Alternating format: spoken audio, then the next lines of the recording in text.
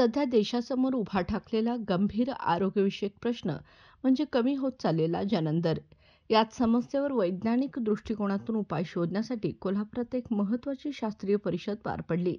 Indian society of assisted reproduction, Maharashtra शाखा MSR आणि Kolhapur obstetrics and gynaecologist society यांच्या संयुक्त विद्यमाने ही परिषद 12 आणि 13 जुलै रोजी हॉटेल सयाजी येथे पार पडली.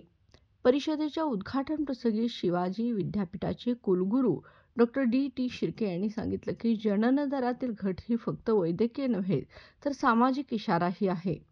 शासन, विद्यापीठे आणि वैद्यकीय संस्था यांनी संयुक्तपणे या समस्येवर कार्य करणे ही काळाची गरज आहे, असं मत त्यांनी यावेळी व्यक्त केलं. या परिषदेत स्त्री व पुरुष वंध्यत्व, हार्मोनल असंतुलन, IVF व IUI उपचार पद्धती, टेस्ट ट्यूब बेबी, एम्ब्रिओलॉजी, जनुकीय चाचण्या यावर प्रगत तंत्रज्ञानासह चर्चासत्र झाली. नवीन संशोधन, कमी औषधोपचार तंत्र आणि आधुनिक प्रयोगशाळा पद्धती यांचं सादरीकरण यावेळी झालं. नवोदित डॉक्टरांनी सादर केलेले शोधनिबंध आणि वैज्ञानिक दृष्टिकोन या परिषदेची खासियत ठरली.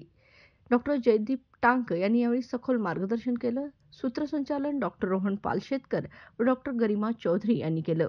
यावेळी राज्यभरातून प्रथितयश डॉक्टरांनी सहभाग नोंदवला.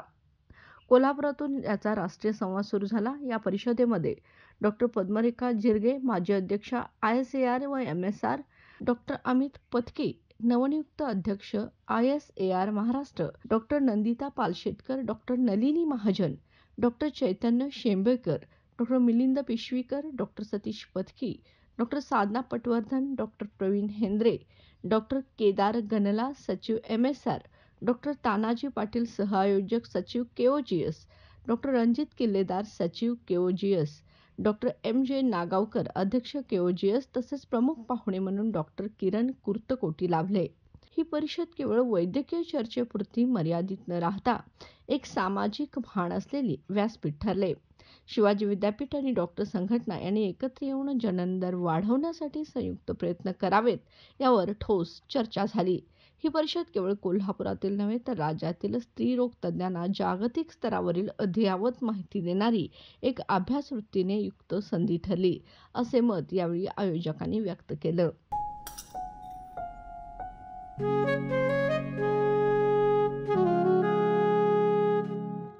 बाबा, आज येताना बासुंदी घेऊन या ना. अगं, कालच आपण आईचा वाढदिवस होता म्हणून आणली होती ना. ऐकलं, गोकुळची बासुंदी पुन्हा खावीशी वाटतेय. खरं सांगू, मलाही खावीशी वाटतेय. पुन्हा पुन्हा खावीशी वाटणारी गोकुळ बासुंदी.